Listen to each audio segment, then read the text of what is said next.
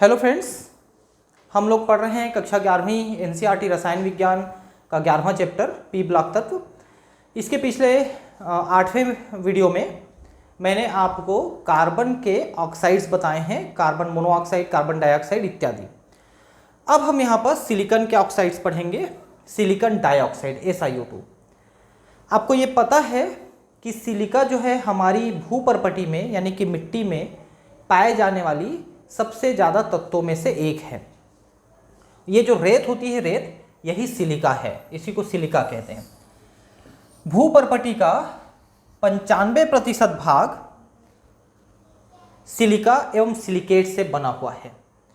Silicon dioxide, जिसे सामान्यतः silica कहा जाता है, अनेक क्रिस्टल संरचनात्मक रूप में मिलता है, अनेक क्रिस्टलीय रूप में मिलता है, मतलब विशेषकर ये रेत के रूप में मिलता है। सिलिका के कुछ रूप क्वार्ट्ज, क्रिस्टलोबेलाइट तथा ट्राइडामाइट हैं जो उचित ताप पर अंतर परिवर्तनीय होती है। 3 रूप यहाँ पर जो सामान्य रूप में मिलते हैं। एक तो क्वार्ट्ज है, दूसरा क्रिस्टलोबेलाइट है और तीसरा है ट्राइडाइमाइट। ये 3 हैं और ये अलग अलग तापमान पर एक दूसरे में परिवर्तनशील हैं, एक दूसरे में बदल जाते हैं।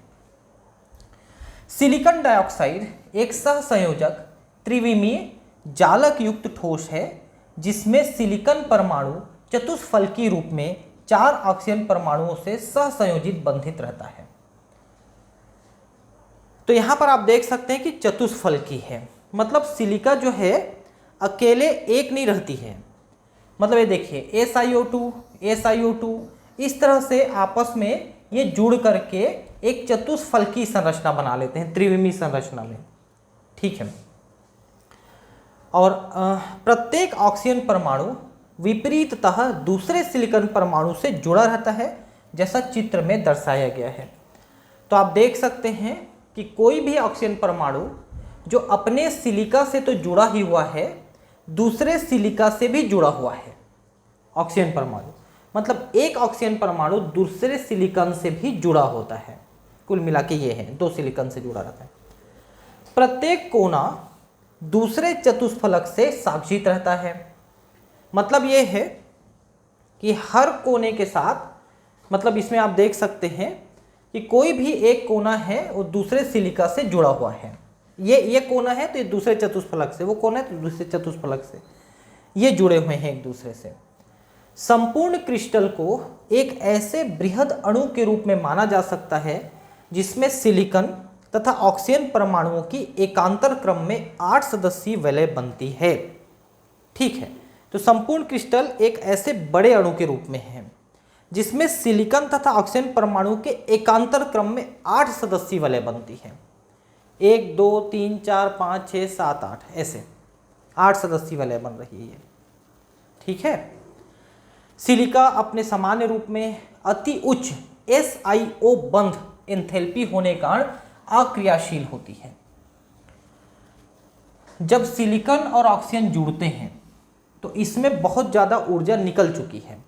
अगर आप इस बंध को तोड़ना चाहते हैं, दूसरे बंध यानी दूसरी क्रिया कराना चाहते हैं, तो इसके लिए आपको अत्यधिक ऊर्जा खर्च करनी पड़ेगी और इसलिए उतनी ऊर्जा खर्च करने वाला कोई और मिलता नहीं है, इसलिए ये किसी और के साथ जल्दी से क्रिया नहीं करती है और अक्रिय रहती है।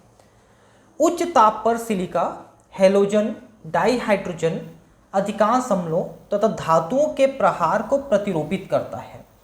मतलब ये है कि हालांकि HF तथा NOH से क्रिया करता है, अधिकांश अम्ल और धातुओं के प्रहार को प्रतिरोपित करता है, का मतलब उनको सह जाता है और जल्दी से कोई क्रिया नहीं करता उच्च तापमान में भी। लेकिन 2 चीज़ों से जरूर क्रिया करता है, सोडियम हाइड्रोक्साइड से और हाइड्रोजन फ्लोराइड से ये क्रिया जरूर करता है। तो सिलिका जो है सोडियम हाइड्रोक्साइड के साथ क्रिया करके सोडियम सिलिकेट बनाता है, ये सोडियम सिलिकेट है, और HF के साथ क्रिया करके सिलिकॉन फ्लोराइड बनाता है। ये 2 कंपाउंड यहां पर बन जाते हैं। क्वार्ट्ज का विस्तृत उपयोग दाब विद्युत पदार्थ बनाने में होता है। पीजो इलेक्ट्रिक, दाब विद्युत, मतलब अत्यधिक दाब पर कोई विद्युत प्रवाह करनी है अपने को, वहाँ पर उस चीज़ के लिए इसके इंसुलेटर का काम करेगा ये। इससे अति यथार्थ घड़ियाँ, आधुनिक रेडियो, दूरदर्शन प्रसारण, गतिशील रेडियो संचार व्यवस्था आदि का निर्माण संभव हो सका। ट्रांसमीटर का काम करता है ये, क्योंकि रेडियो है, टीवी है, ये सब चीज़ों के सिग्नल को ट्रांसमिट किया जाता है, वहाँ पर ये काम आता है। सिलिका जेल का उपयोग शुष्कन कर्मक, ड्राइंग एजेंट के रूप में, क्योंकि ये जल को अवशोषित कर लेता है। आपने कभी किसी मेडिसिन में उनके टेबलेट्स के डिब्बे में एक पाउच मिला होगा आपको, पाउच जिसके अंदर ऐसे थोड़ा कुछ पार्टिकल टाइप का भरा रहता है, वो सिलिका जेल रहती है। उसको इसमें डाल के रखते हैं, जिससे जब हम ढक्कन खोल के टेबलेट खाते हैं उस समय हवा की जो नमी उसमें जाती है ना, उसको अवशोषित कर लेता है और वो टेबलेट तक उस नमी को नहीं पहुंचने देता है, तो टेबलेट नमी से बचे रह जाते हैं। ठीक है। वर्णलेखी पदार्थ, क्रोमेटोग्राफिक मटेरियल। देखिए, क्रोमेटोग्राफी आप पढ़े होंगे या सुने होंगे। इसमें हम अलग अलग रंग के पदार्थों को द्रव रूप में विशेषकर उसको हम सेपरेट करते हैं।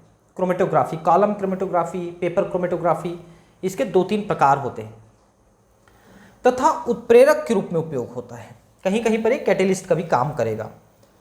सिलिका का एक अक्रिस्टलीय रूप, एमॉर्फस फॉर्म, किसेलगौर का उपयोग क्षनित संयंत्र, फिल्ट्रेशन प्लांट में होता है। देखिए, किसेलगौर क्या होता है? ये समुद्री जीवों के अवशेष हैं।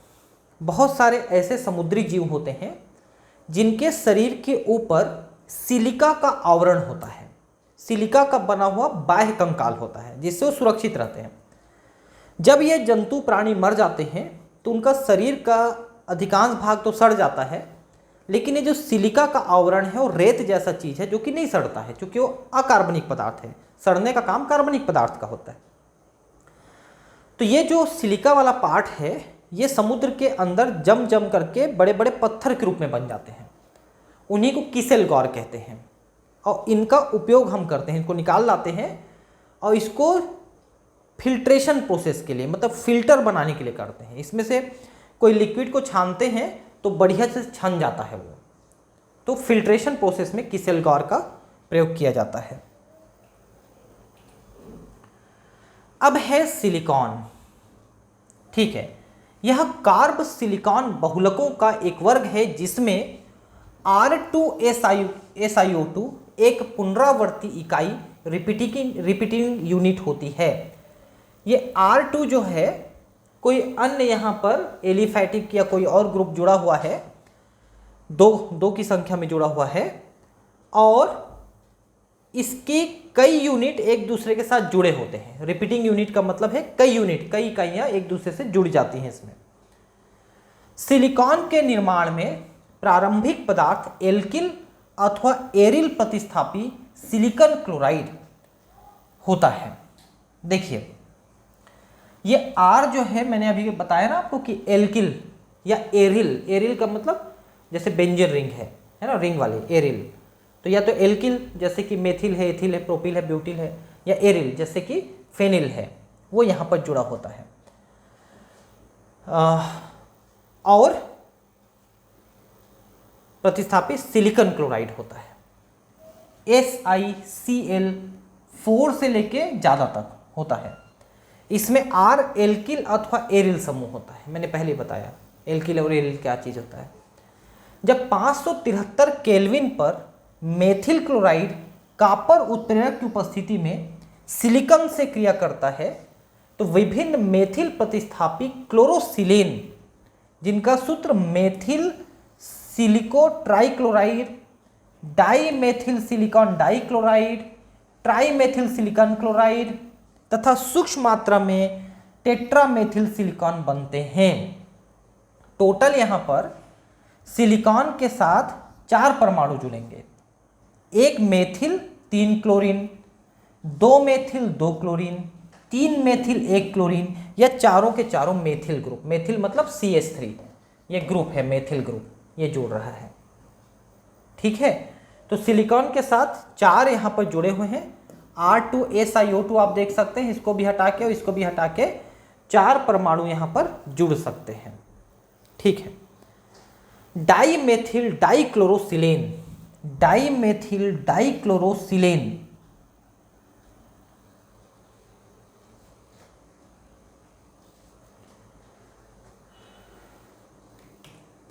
डाईक्लोरो डाईमेथिल सिलेन, इसके बारे में बता रहा है।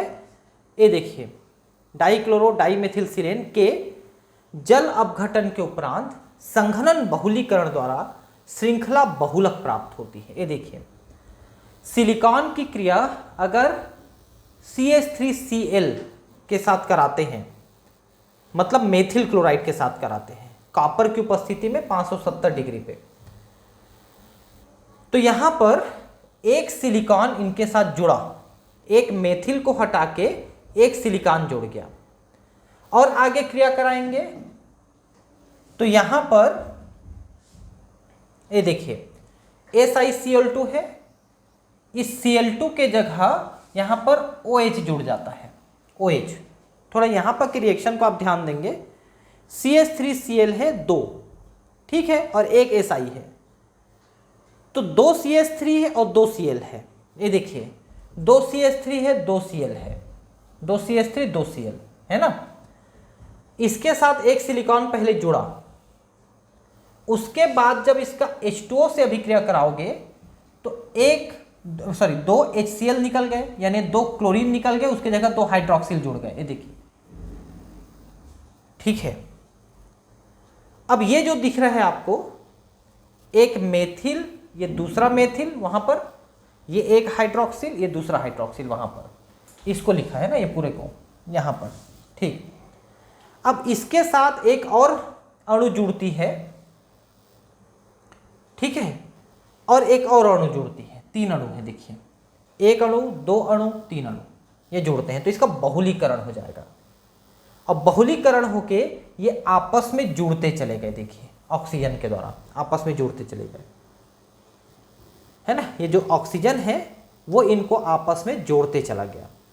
सिलिकॉन लिखा है, देखिए, इसी को सिलिकॉन कहते हैं, सिलिकॉन। तो सिलिकॉन और सिलिकॉन में अंतर आप समझ गए होंगे। ये Si खाली ये सिलिकॉन है, ये आ नहीं रहता है, और ये आ जुड़ गया, मतलब कि ये जो CH3 ट्वाइस SiOH ट्वाइस इसका बहुलक है, इसको हम सिलिकॉन कहते हैं, सिलिकॉन।